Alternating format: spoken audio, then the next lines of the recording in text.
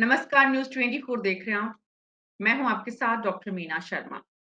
यत्र नार्यस्तु पूज्यन्ते रमन्ते तत्र देवता। जब से जन्म लिया है मैंने, तब से ये कहावत सुन रही हूँ। शायद मेरी मम्मी ने ये सुनी हो, मेरी दादी ने भी, नानी ने भी, और मेरी बेटी भी यही सुन रही है। आने वाली कितनी पीढ़ियां नारी को देवी बनाते हुए इस समाज को मंचों पर बेटी बचाओ बेटी पढ़ाओ के नारों को देते हुए जमीन पर महिलाओं को सत्ता से दूर रखते हुए देखेगी। महिला आरक्षण के नाम पर नारी शक्ति वंदन अधिनियम 2023 भारतीय संसद में पारित हो गया। लेकिन जिस राजनीतिक दल ने इसे पारित किया और जिस राजनीतिक दल ने ये कहा कि इसे तुरंत प्रभाव से पारित किया जाए, वो दोनों ही देश और दुनिया की सबसे बड़ी पार्टी बीजेपी और सबसे पुरानी देश की पार्टी कांग्रेस, दोनों ने ही जो कहा उस पर अमल नहीं किया। महिलाओं को 33% तो छोड़िए, राजस्थान के टिकट बंटवारे का हिस्सा हम देखें तो दोनों ही राजनीतिक दलों की स्थिति काफी कमजोर है। आखिर क्या वजह रही कि राजस्थान में बीजेपी और कांग्रेस दोनों को ही काबिल महिलाएं राजनीतिक मैदान में नहीं मिली? अगले 1 घंटे हमारे खास मेहमानों के साथ हम इसी पर विस्तार से चर्चा करेंगे। हमारे साथ राजीव तिवारी जी हैं, वरिष्ठ पत्रकार। पुष्पा गोस्वामी जी हैं, जो कि वरिष्ठ पत्रकार रही हैं। श्याम सुंदर शर्मा जी वरिष्ठ पत्रकार हैं। चंद्रमुखी रेपस्वाल है आम आदमी पार्टी की प्रवक्ता। अनुश्री हैं कांग्रेस पार्टी की प्रवक्ता। और निमिषा गौड़ हैं बीजेपी की प्रवक्ता। आप सभी का बहुत बहुत स्वागत है। शुरुआत अनुश्री जी आपसे करेंगे। आप मुझे ये मत बताइएगा कि आपकी पार्टी ने देश को पहला महिला राष्ट्रपति दी, राजस्थान को महिला राज्यपाल दी, लोकसभा अध्यक्ष, विधानसभा अध्यक्ष, ये तमाम बातें हम सब सुन चुके हैं। हम टू द पॉइंट सिर्फ राजस्थान की जमीनी विधानसभा चुनाव में 200 जो उम्मीदवार इस वक्त हैं, उनमें महिलाओं की संख्या का आभास आपको है अनुश्री जी? जी,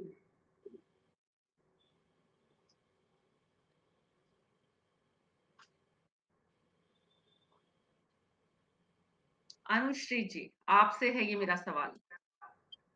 जी देखिए जैसा कि आपने बोला कि किसी भी दूसरे टॉपिक पे बात ना करूँ, तो निश्चित तौर पे कांग्रेस पार्टी ने हमेशा महिलाओं को ही आगे रखा है। अब आप राजस्थान के जो चुनाव की बात कर रहे हैं, तो इस पे देखिए हमने जहाँ-जहाँ भी सर्वे किया या विनिंग कैंडिडेट्स ले लें, अब महिलाओं की जहाँ तक बात आ रही है, तो मैं आपको बता दूँ कि महिलाओं की जो संख्या है, वो पहले से लेके अब तक काफ़ी बढ़ी है। राजनीतिकरण में ले ले या फिर सेल्फ कॉन्फिडेंट होकर आगे आने में ले ले, तो कहीं न कहीं महिलाओं का प्रतिशत बढ़ रहा है। किसी भी जगह महिलाएँ पहले के मुताबिक आज की तारीख में ज़्यादा कॉन्फिडेंट हैं और किसी भी जगह के सुधार में काफ़ी समय लगता है। तो ऐसा नहीं है कि कांग्रेस पार्टी कर नहीं रही है, कर रही है। महिलाओं को बीजेपी से ज़्यादा टिकट में भागीदारी दी है हमने, लेकिन जहाँ-जहाँ भी हमने ग्राउंड लेवल पे काम था, उस अकॉर्डिंगली देखते हुए काम किया है। 5 साल पहले आपकी पार्टी के वरिष्ठ नेता राहुल गांधी, पूर्व उपाध्यक्ष, आला कमान, 5 साल पहले कहा हम राजस्थान में 33% आरक्षण दे रहे हैं, 33% सीट दे रहे हैं विधानसभा में। 2018 के चुनाव में कहा, फिर नहीं दे पाए। 2018 में जब नहीं दे पाए थे, तब से लेकर अब तक तैयारी करने के लिए और ऐसी काबिल महिलाओं को विनिंग कैंडिडेट को ढूंढने के लिए समय कम रह गया था अनुश्री जी? जी, देखिए हमने जहाँ-जहाँ भी बोला है काम किया है। 33% की जो आप बात कह रही हैं, निश्चित तौर पे जो कि हम बता दें कि कमी नहीं कह सकते हैं। जहाँ तक मैं एक लड़की हूँ, मैं खुद के हिसाब से बता दूँ आपको, आज हम कहीं भी जाते हैं तो राजस्थान का जो एक ढाँचा रहा है वो ऐसा रहा है कि महिलाओं को किसी भी राजनीति छोड़ दे, पढ़ने के लिए भी बाहर जाने से रोकना-टोकना या फिर किसी भी जो सोशल एक्टिविटी है उसमें बाहर आने से रोकने-टोकने के लिए, तो महिलाएँ कहीं न कहीं खुद ही सुरक्षित महसूस नहीं कर पा रही, या फिर ये है कि उनको इतना कॉन्फिडेंस ही नहीं आ पा रहा था कि वो आगे उस फील्ड में आए। लेकिन जब से कांग्रेस सरकार आई, तो हमने जैसे जन आधार कार्ड में भी महिला मुखिया रखी, अभी जो हमारा गारंटी कार्ड है उसमें भी महिला मुखिया को देने का हमने वादा अरे किया है। अनु जी, राजनीतिक सीट की बात हो रही है यहाँ। विधानसभा में आपने सीट कितनी दी उसकी बात हो रही है। अभी आपने टिकट कितनी महिलाओं को दिए उसकी बात हो रही है। आप ये मत बताइए कि उन्हें आपने ऑक्सीजन योजनाओं की कितनी ऑक्सीजन दी है, वो नहीं चाहिए। ऑक्सीजन बेड पे तो बैठाया हुआ ही है उन्हें, लेकिन योजनाओं की ऑक्सीजन से दूर राजनीति और सत्ता में भागीदारी महिलाओं को देते हुए कितना डरते हैं। आपके पास जवाब नहीं है अनुजी।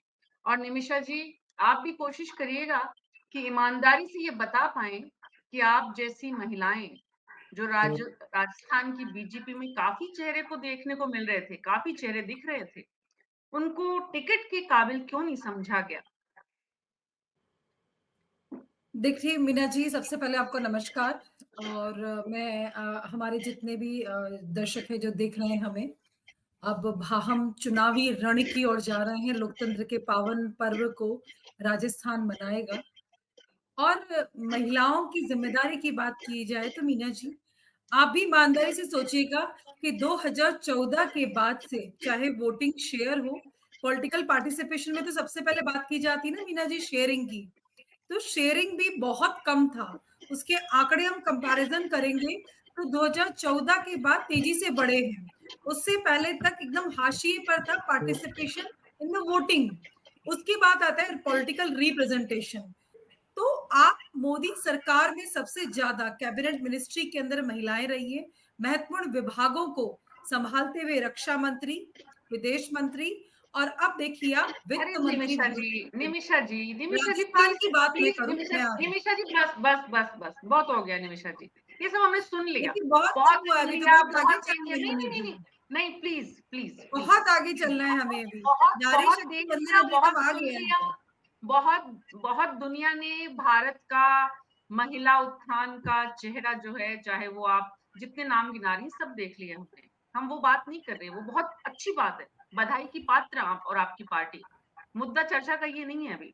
चंद्रमुखी रेपस्वाल जी, आपके यहाँ पर महिलाओं की स्थिति, आम आदमी पार्टी की राजस्थान की जितनी भी संख्या है, जितना भी आंकड़ा है, आपके कार्यकर्ताओं का भी, क्योंकि अभी आप यहाँ पर वैसी पार्टी नहीं है जिसको दरअसल किसी स्टेट की पार्टी के रूप में देखा जाए, लेकिन फिर भी जितनी भी संख्या है, महिलाओं की संख्या कितनी है आपके यहाँ? देखिए, मैं आपको सच्चाई से बताना चाहती हूँ मीना जी, हमने सिर्फ़ 5 महिलाओं को यहाँ पे टिकट दिया है। लेकिन उसके पीछे सच्चाई ये है कि हमारे पास वोट में उतरने के लिए वो 5 महिलाएँ थी जिन्होंने टिकट के लिए दावेदारी की थी और हमने पाँचों महिलाओं को टिकट दिया है। और अभी राजस्थान में हम नए हैं, पिछले कुछ डेढ़ 2 साल से ही हमारा संगठन विस्तार का काम शुरू हुआ। तो एक्टिव महिलाएँ कई जुड़ने लगी हैं, जुड़ी हैं, अच्छी महिलाएँ जुड़ी हैं, लेकिन इलेक्टोरल पॉलिटिक्स में अभी जो दावेदारी जितनी आनी चाहिए, उसमें हमें थोड़ा टाइम लगेगा। पर जैसे बात करते हैं महिलाओं की भागीदारी की, तो दिल्ली में जैसे लास्ट हमारा एमसीडी है, तो एमसीडी लीडर हमारी शीला ओबेरॉय जी हैं। और मध्य प्रदेश है, मध्य प्रदेश पूरा स्टेट हमारा रानी अग्रवाल जी सँभाल रही हैं। आतिशी जी को तो आज देश क्या दुनिया में सब लोग जानते हैं, तो जो काबिल महिलाएँ, पंजाब है, थोड़े दिन पहले ही पंजाब में सरकार बनी, वहाँ गगनदीप जी को जो एक दिया गया है प्रभार, जो दायित्व वो निभा रही हैं, जिस तरीके से काम कर रही हैं, तो जो काबिल महिलाएँ उनको डेफ़िनेटली जगह दी गई है, उनको मान-सम्मान के साथ जो कर सकते हैं चंद्रमुखी जी, आप बधाई की पात्र हैं कि कम से कम आपने ईमानदारी से स्वीकार किया। 200 विधानसभा क्षेत्रों में आम आदमी पार्टी के पास 5 विधानसभा क्षेत्रों से महिलाओं के आवेदन आए और आपने पांचों को दिए।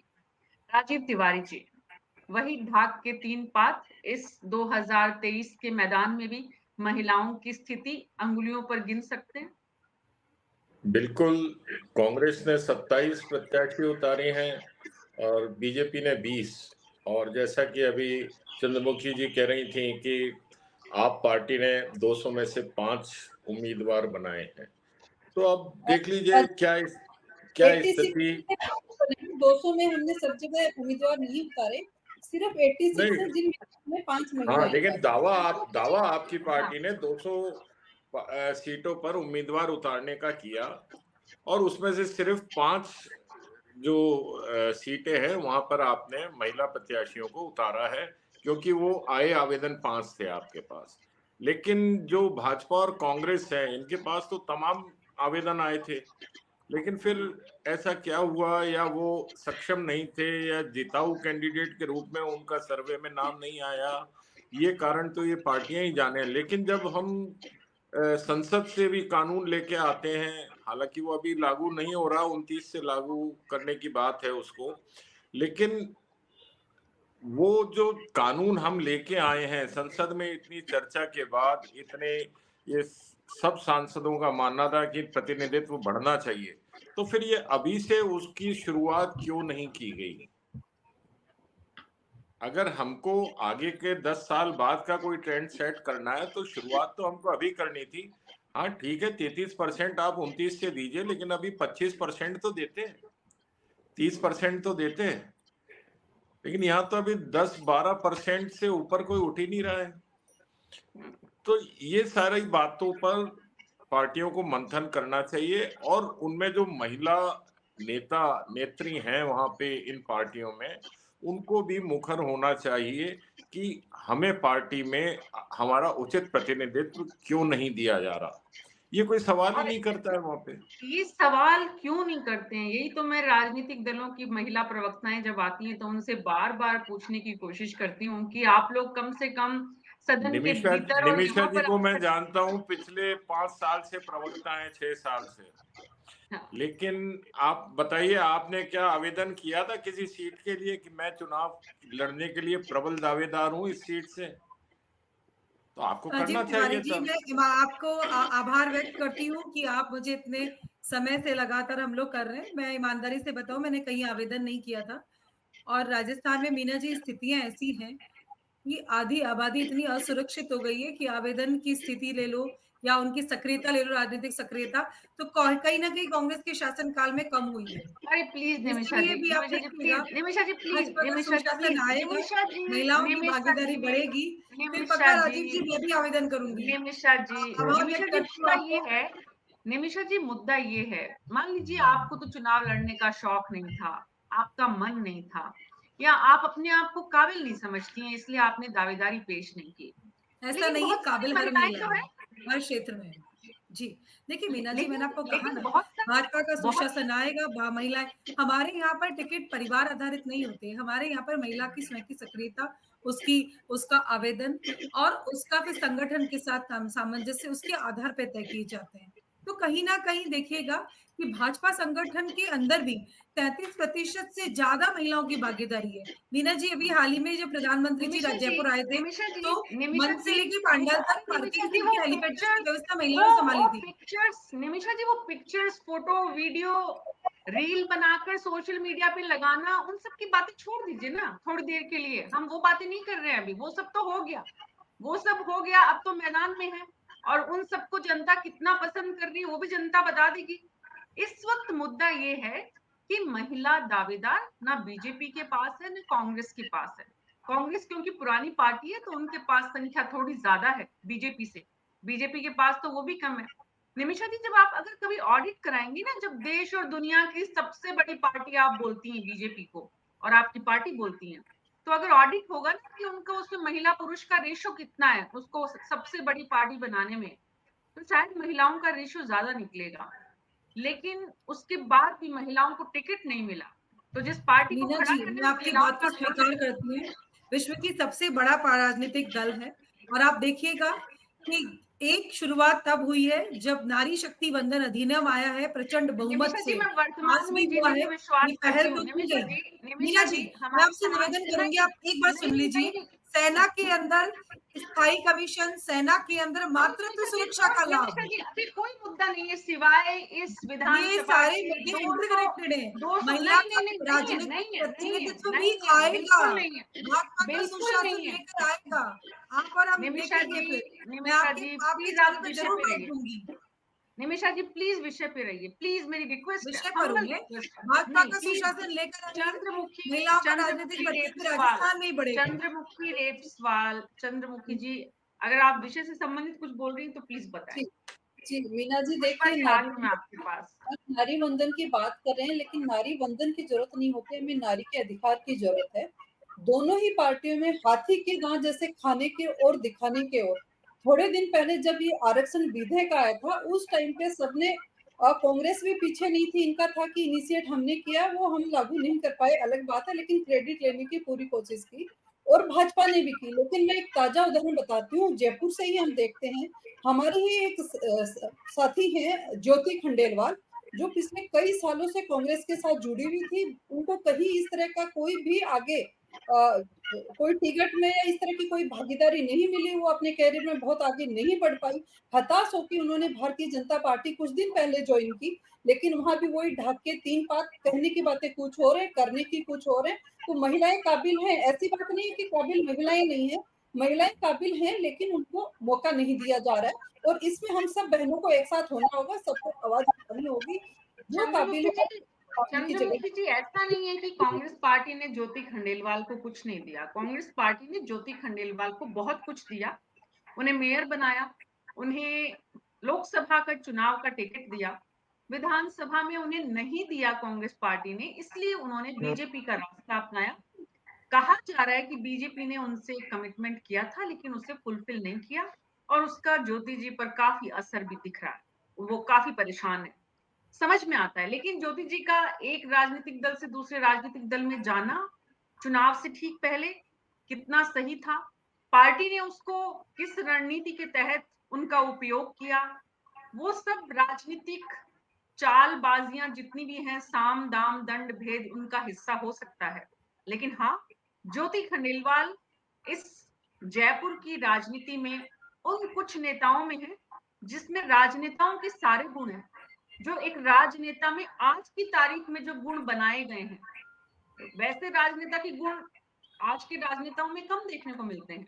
लेकिन ज्योति खंडेलवाल एक सफल राजनेता, आज भले ही उनका खराब हो गया हो वर्तमान, लेकिन फिर भी उनका भविष्य जो है वो ऐसा नहीं है, वो अपनी जगह बना लेगी क्योंकि उन्हें राजनीति करनी आती है। बट मुद्दा ये है पुष्पा जी, मुद्दा ये है कि जो नारी शक्ति वंदन अधिनियम के जरिए संदेश दिया गया, महिलाओं के मन को छूने की कोशिश की गई, महिलाओं के दिल को जीतने का प्रयास किया गया था, उसमें और जो हालात इस वक्त दिख रहे हैं, उसमें जो फर्क है वो इस प्रदेश की महिलाओं को समझ में आएगा।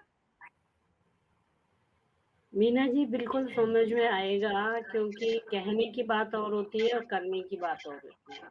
जैसे हाथी के दांत दिखाने के और खाने के और। तो अब जैसे कि हर दल ये कह रहा है कि ये महिला आरक्षण बिल जो है वो, कांग्रेस वाले कहते हैं राजीव गांधी का इसमें सबसे बड़ा योगदान है, मोदी जी का भाजपा वाले मानते हैं। लेकिन योगदान तब माना जाएगा जब महिलाओं की संख्या बढ़ेगी और वो जीतेंगी, उनके जीतने का भी वातावरण बनाया जाएगा। अभी फिलहाल एक आंकड़ा मैं आपको बताती हूँ, 2018 में 76% महिलाओं की जमानत जब्त हुई थी। अब आप बताइए कि कौन सा ऐसा दल है जो ऐसी, मतलब जब जीतने वाले उम्मीदवार को ही टिकट दिया जा रहा है, तो जिसकी जमानत जब्त हो रही है उसको क्यों टिकट देगा। और दूसरी बात ये कि अगर महिलाओं की जीतने की शक्ति है तो वो या तो परिवारवाद की वजह से है, और या फिर इसलिए है कि वो काफी समय पहले से विधायक या सांसद बन रही है, तो मतलब निरंतर राजनीति में सक्रिय हैं।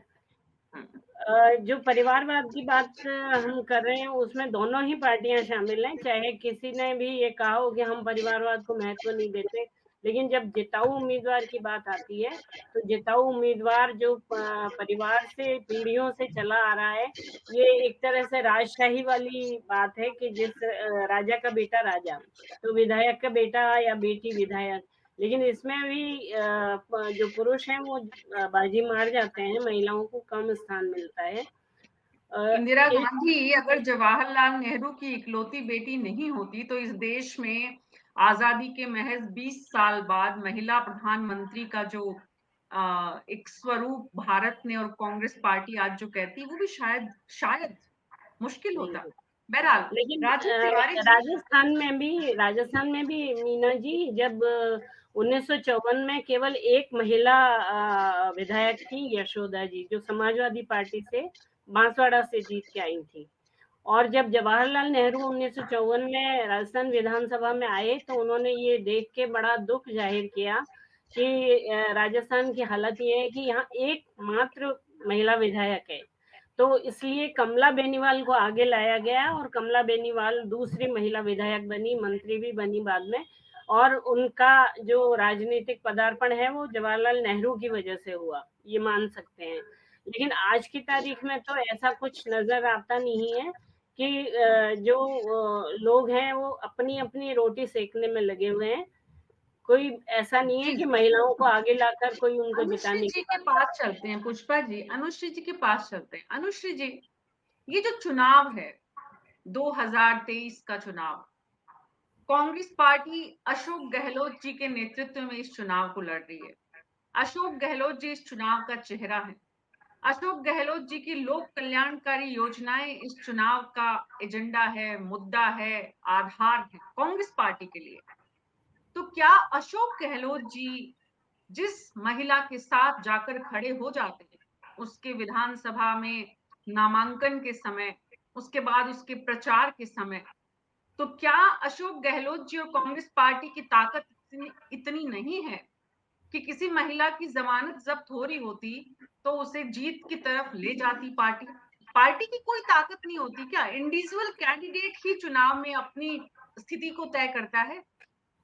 जी देखिए, चुनावी माहौल में जनता का निर्णय सबसे ज़्यादा महत्वपूर्ण होता है और जैसा कि मैं आपको बता दूँ, पार्टी से अलग हट के बात करूँ, तो परिवर्तन की आवश्यकता है। जैसा कि महिलाएँ काफ़ी कम हैं राजनीति में और उनको आगे आने की ज़रूरत है। कांग्रेस पार्टी की बात ले लें तो जितनी महिलाएँ आगे आई हैं, उनको संगठन के स्तर पे भी, चुनाव के स्तर पे भी हमने मौका दिया है और हमारी योजनाएँ भी महिलाओं के लिए ही है। तो बात है महिलाओं के आगे आने की। मैं अभी पार्टी लेवल पे बात नहीं कर रही हूँ। अगर आप आगे आएँगे, दूसरा जमानत जब्त होने की बात को लेके अगर आप बात कर रही है, तो इसमें सामाजिक मानसिकता की ज़रूरत है कि जो सामाजिक परिवेश बना हुआ है अपना कि महिला चुनाव लड़ेगी क्या? एक महिला चुनाव जीत लेगी क्या? या फिर कुछ जो होती हैं महिलाएँ तो उनको पुरुषों के पीछे चुनाव लड़ाया जाता है। तो इन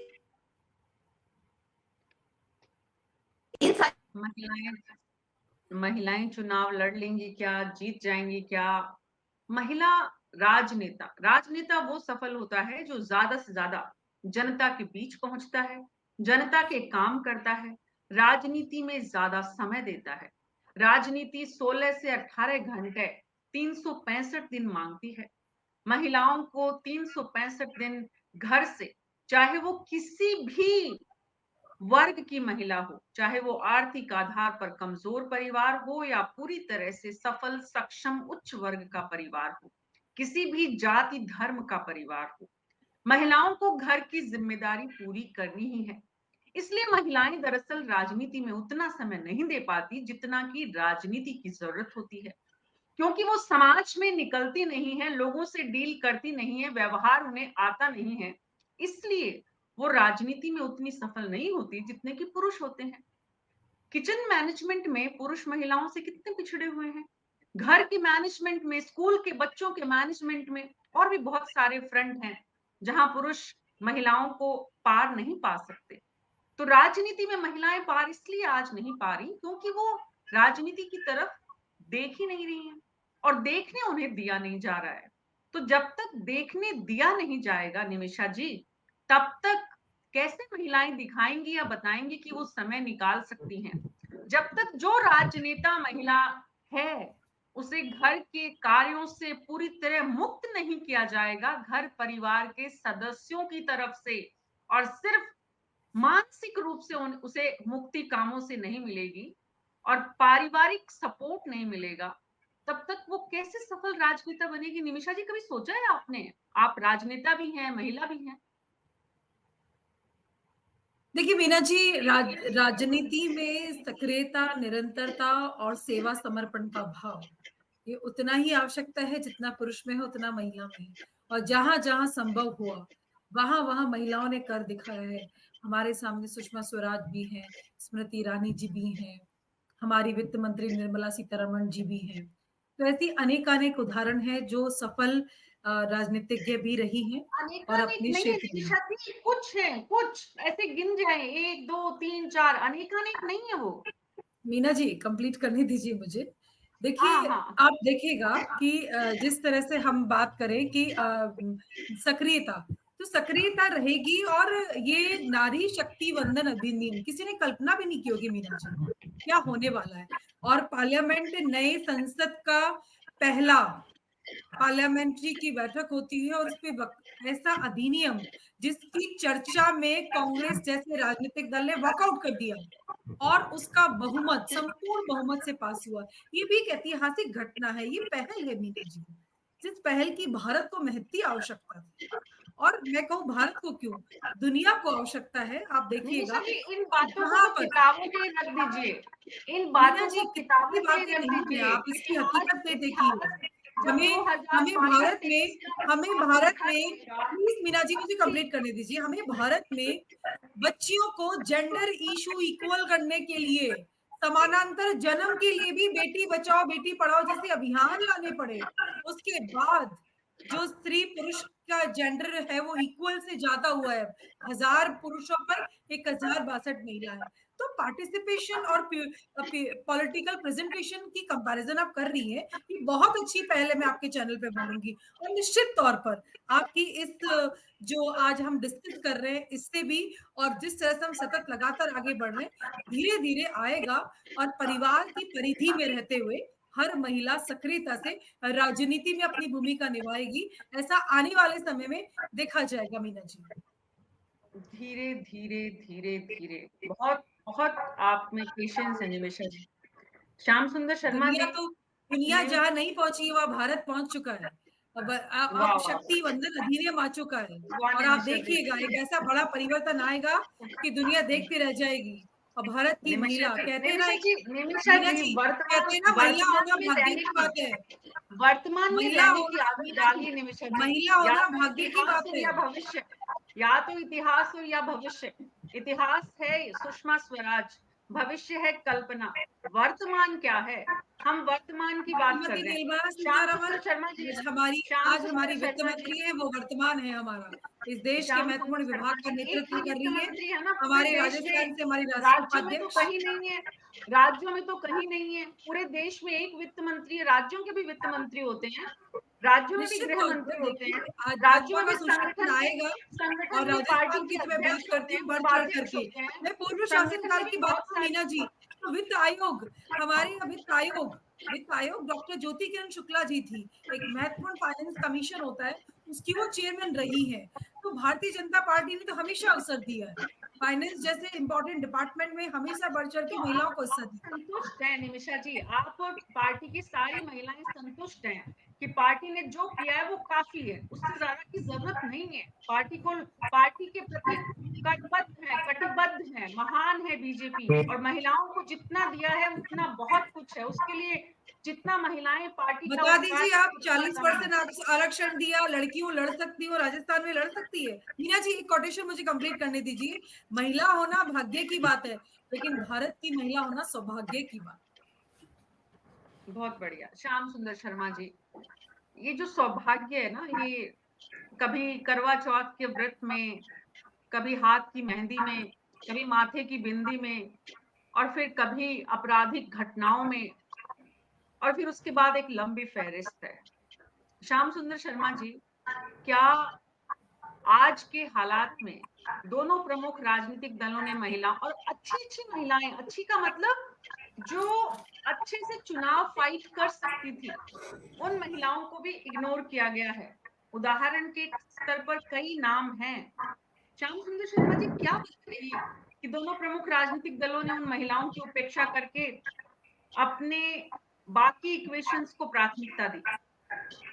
देखिए मीना जी, अगर 75 साल बाद, क्योंकि हम 75 साल इस लोकतंत्र के पूरे करने के बाद भी अगर आज निमिषा जी कह रही हैं कि हमारी पार्टी में बहुत महिलाओं को महत्व दिया जाता है, तो निमिषा जी तो इसके उदाहरण है।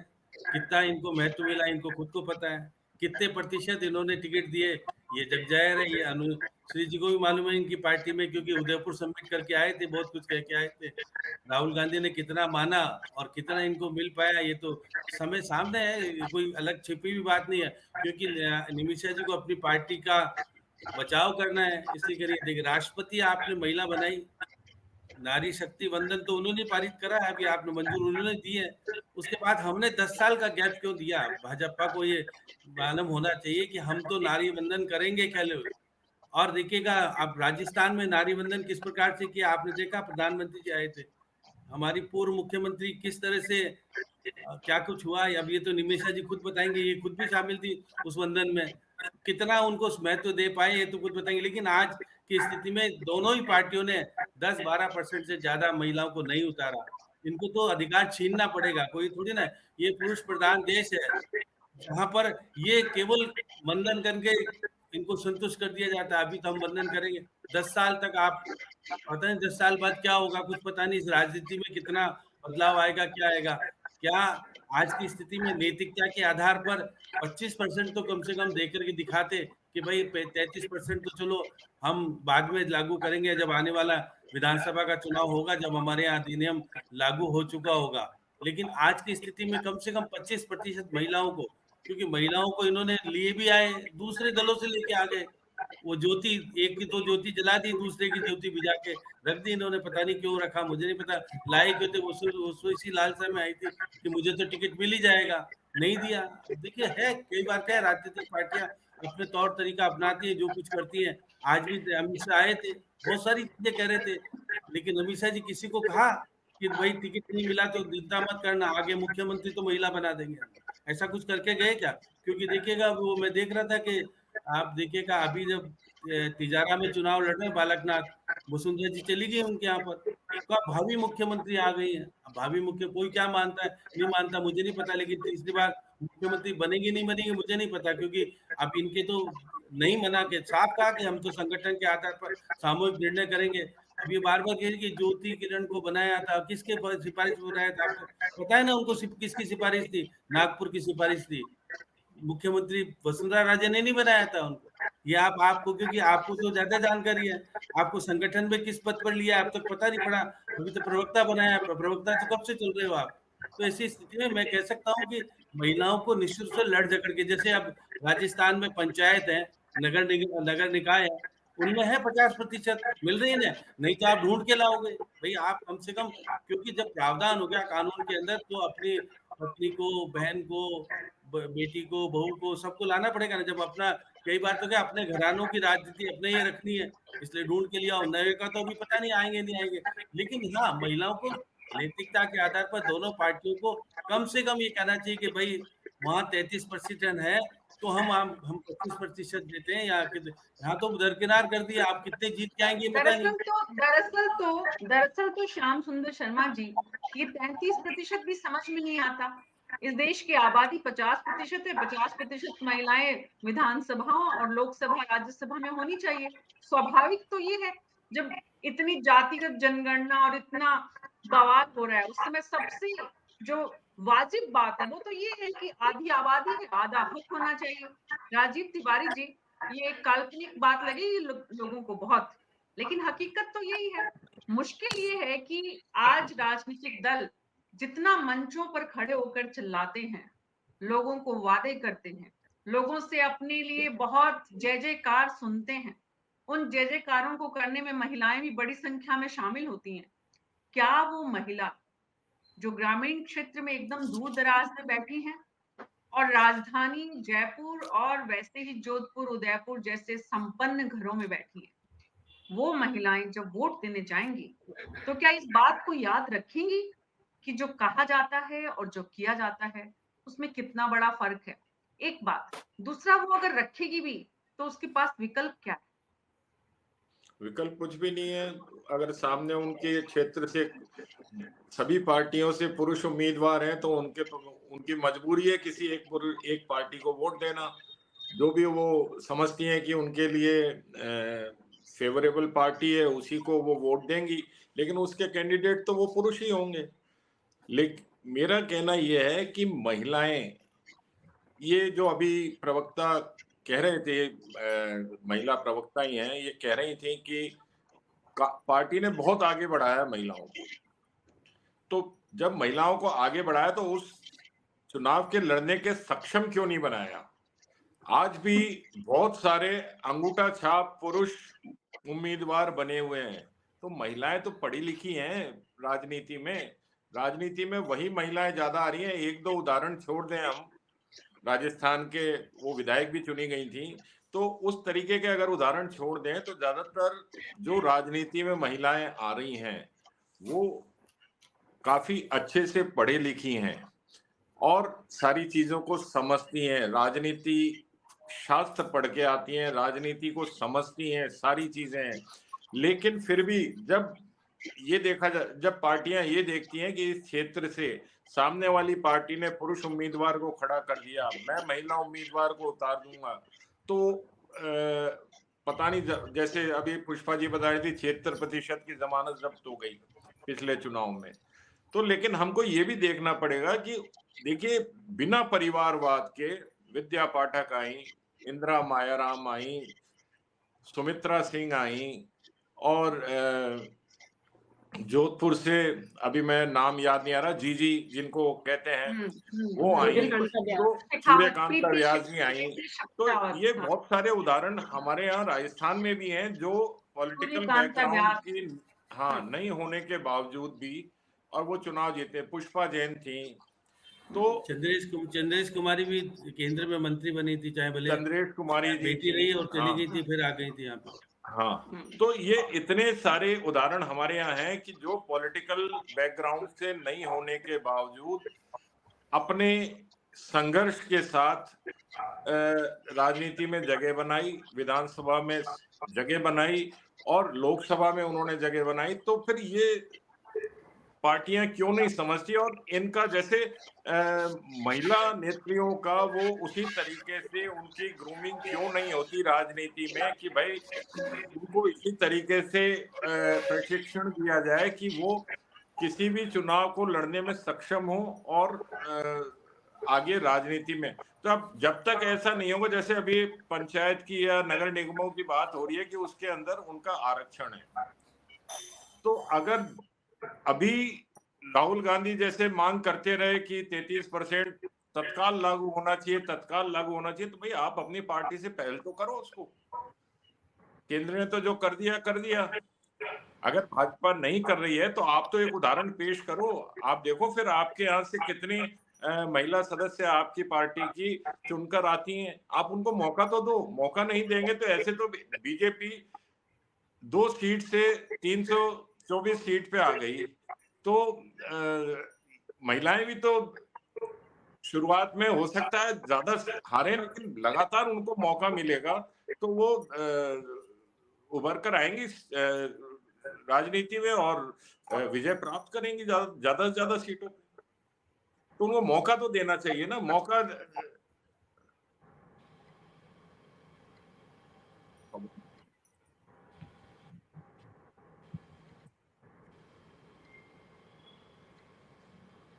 मीना जी, आवाज नहीं आ रही आपकी। राजीव तिवारी जी जिस बात की तरफ इशारा कर रहे हैं अनुश्री जी, ये तब तक नहीं होगा जब तक कि पार्टी के भीतर आप जैसी महिलाएं जो किसी पद पर है इस वक्त, वो मुखर होकर इस बात को नहीं बोलेंगी पार्टी के भीतर और पार्टी के बाहर कि महिलाओं को उनका उचित हक मिलना चाहिए। आप लोगों को कितना डर है, क्या डर है अनुश्री जी कि आप लोग ना तो पार्टी की संगठनात्मक बैठकों में और ना ही इस तरह के कार्यक्रमों में, पब्लिक मीटिंग्स में इस बात को रखते हैं कि महिलाओं को उनका अधिकार मिले? जी नहीं, देखिए पार्टी स्तर पे सबसे ज्यादा महिलाएं आगे हैं। और मैं बता दूं कि जो बात ये कर रहे हैं कि आज वुमेन रिजर्वेशन बिल आया तो इम्प्लीमेंटेशन की बात आती है तो हमने किया है। आप यूपी में ले ले, चाहे हमारे संगठन स्तर पे ले ले, आज हमारे संगठन में भी जितनी नियुक्तियां हैं उसमें भी महिलाओं का प्रतिशत ज्यादा है।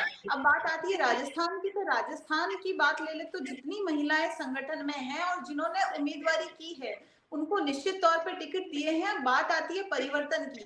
परिवर्तन महिलाओं को खुद को आगे आना पड़ेगा, तब जाके महिलाओं की जितनी भागीदारी बढ़ेगी महिलाओं से ही पार्टी है, तो महिलाओं की अगर भागीदारी बढ़ेगी तो निश्चित तौर पर उनको टिकट भी दिए जाएंगे। लेकिन किसी भी परिवर्तन को समय लगता है। आज ये आरोप लगा रहे हैं कि हमने कोई परिवर्तन नहीं किया, लेकिन हमने तो अरे पिछले जो क्या इलेक्शन हुए आरोप थे लगाए उसमें भी अनुश्री जी? अनुश्री जी, मैंने तो किसी आरोप प्रत्यारोप की बात ही नहीं की आपसे।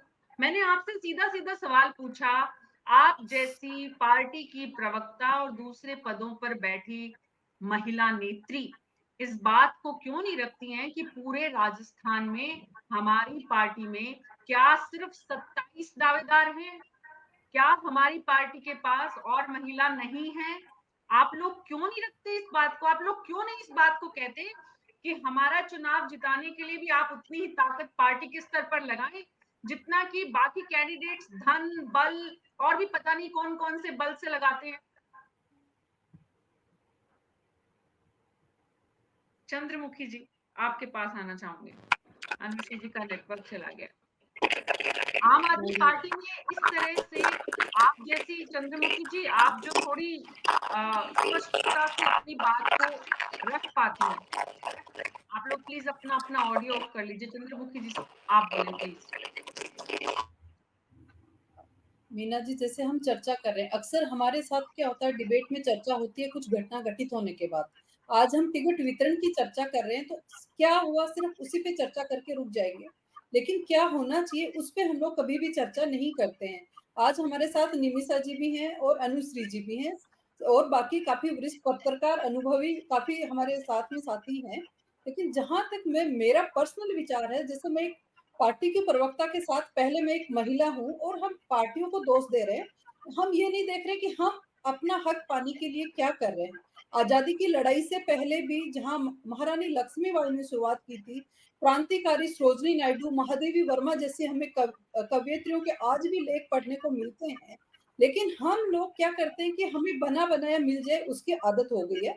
तो किसी को दोष देने से पहले मैं यही करना चाहूंगी कि हमें आगे आना होगा हमारे अधिकार लेने के लिए।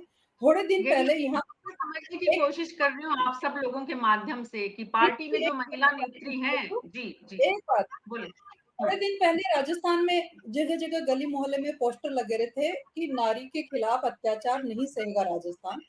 अत्याचार एक्चुअल में मैंने पूरे देश में जो छुटमुट घटनाएं हो रही हैं वो बहुत गलत है, क्योंकि हमारी प्रशासनिक और न्यायिक व्यवस्थाएं पूरी तरह चरमराई हुई हैं। लेकिन आज एक जो सबसे बड़ा एक सामूहिक अत्याचार हर पार्टी में देखा जा रहा है, चाहे वो कांग्रेस हो, चाहे बीजेपी हो, या चाहे कोई और दल हो, वो हमारी भागीदारी हमें मिलनी चाहिए, वो हमें नहीं मिल रही। तो आज हमारा दायित्व बनता है कि उस अत्याचार के खिलाफ हमें सामूहिक तौर पे इकट्ठे होके उसका विरोध हमें करना चाहिए, हमारा हक हमें मांगना चाहिए।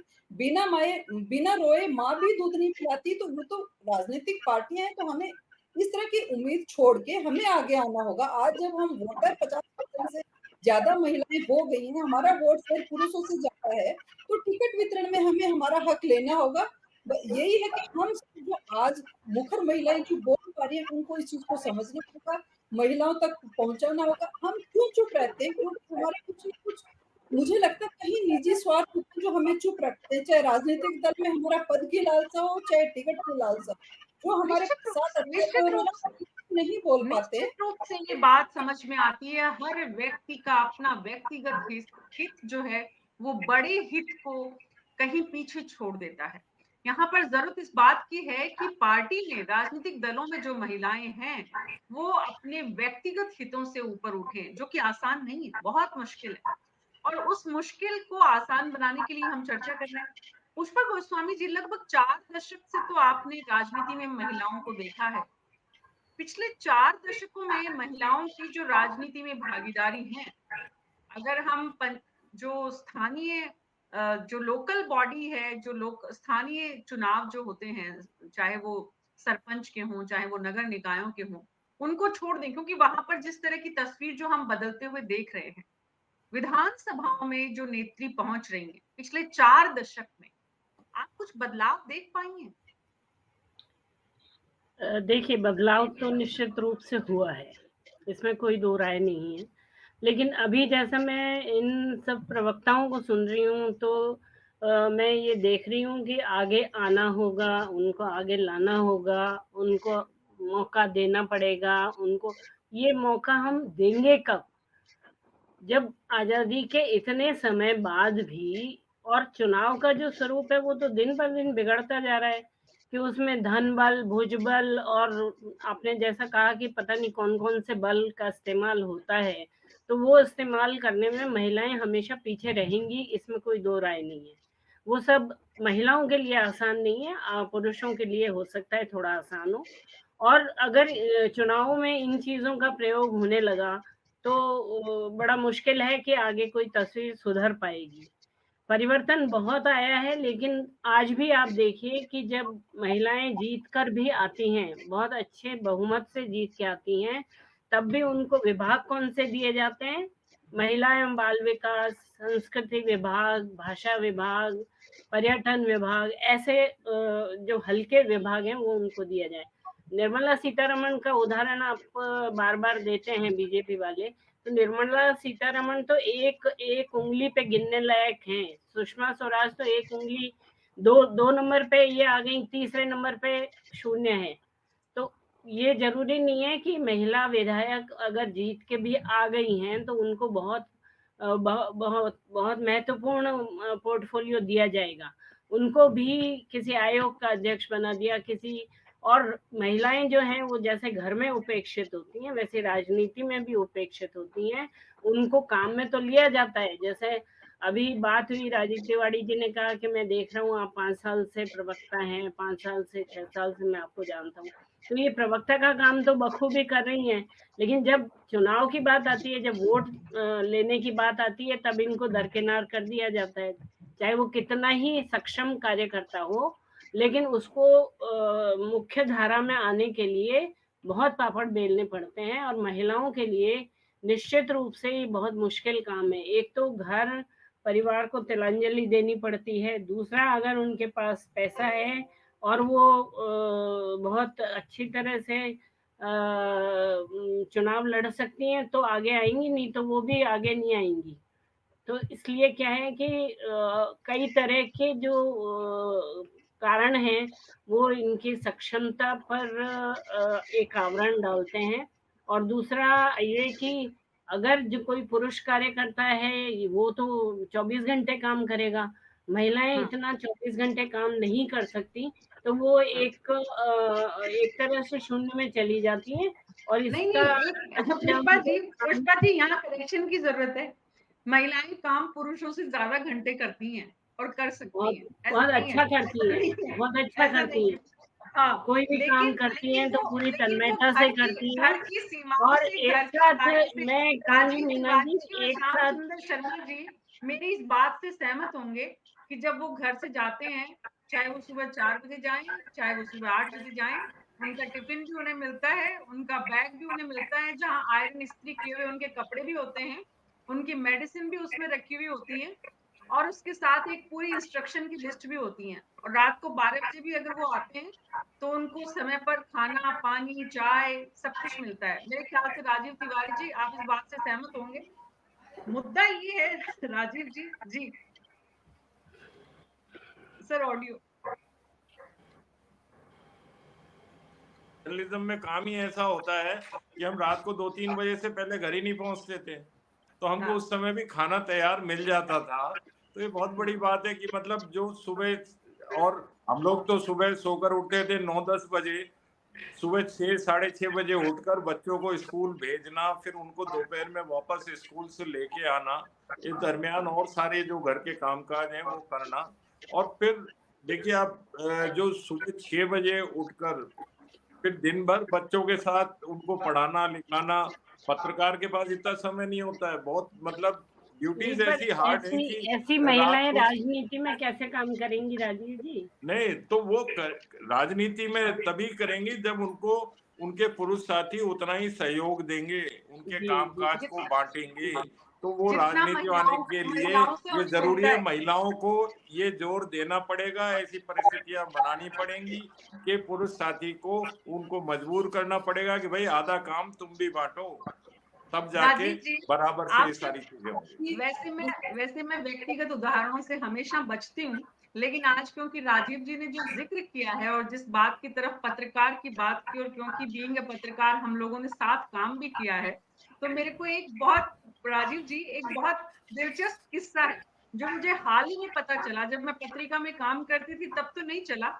मैं पत्रिका में जैसे राजीव जी कह रहे हैं कि 2 बजे 3 बजे तक, तो कई बार मुझे भी 2 बजे 3 बजे 4 बजे तक काम करते हुए कुछ लोगों ने देखा। उन लोगों में वो सभी लगभग पुरुष थे और उन लोगों ने मुझसे पहले किसी महिला को कम से कम पत्रिका में 3 बजे 4 बजे तक काम करते हुए नहीं देखा। तो उन्होंने आपस में कोई टिप्पणी की कि ये तो डाइवर्सी है, घर में तो कोई है नहीं, तो कहाँ जाए? मुझे ये बात अभी पता चली।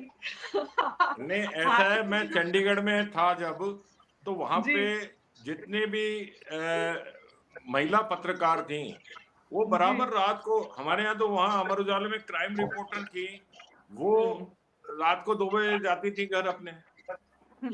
तो ऐसा नहीं है, जो जिस फील्ड में लेकिन होता है वो अपनी उसको जयपुर जिम्मेदारियां निभानी पड़ती हैं उसकी। जयपुर में तुलनात्मक रूप से आपने कम देखा होगा, लेकिन मुद्दा ये नहीं है, मुद्दा मैं जिस बात की तरफ ध्यान दिलाना चाह रही थी कि जिस महिला के परिवार के लोग सपोर्ट करते हैं, उसके लिए समाज की टिप्पणी किस रूप में होती है, किस तरह से होती है। मैंने कभी उस टिप्पणी पर ध्यान नहीं दिया या मेरे जैसी बहुत सारी पत्रकारों ने ध्यान नहीं दिया जो मुझसे कहीं, कहीं, कहीं आगे सर्वोच्च पदों पर बैठी हुई हैं।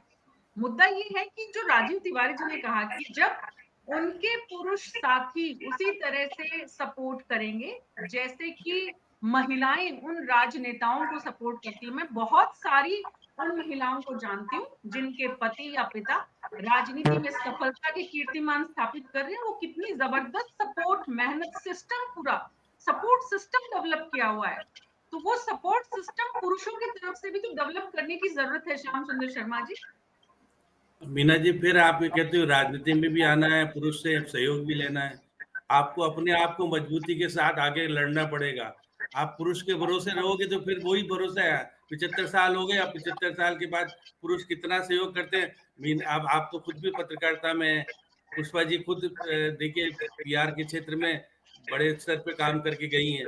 अब इन्होंने अगर यही सोचती थी पुरुष सहयोग देगा, तो फिर तो ये सहयोग करके फिर आप आगे नहीं बढ़ सकते, फिर काम नहीं कर सकते। ये सोचो उन बार कि पुरुष सहयोग करेगा तो आगे बढ़ेंगे। आपको आगे बढ़ना है तो बढ़ना चाहिए। ये देश करे तो आपको करे, नहीं करे निश्चित तो तौर और पर बढ़िया। देखेगा। इस देश में केवल पुरुषों के आधार पर महिलाएं आगे बढ़ेगी तो फिर मान के चलेगा नहीं बढ़ेगी।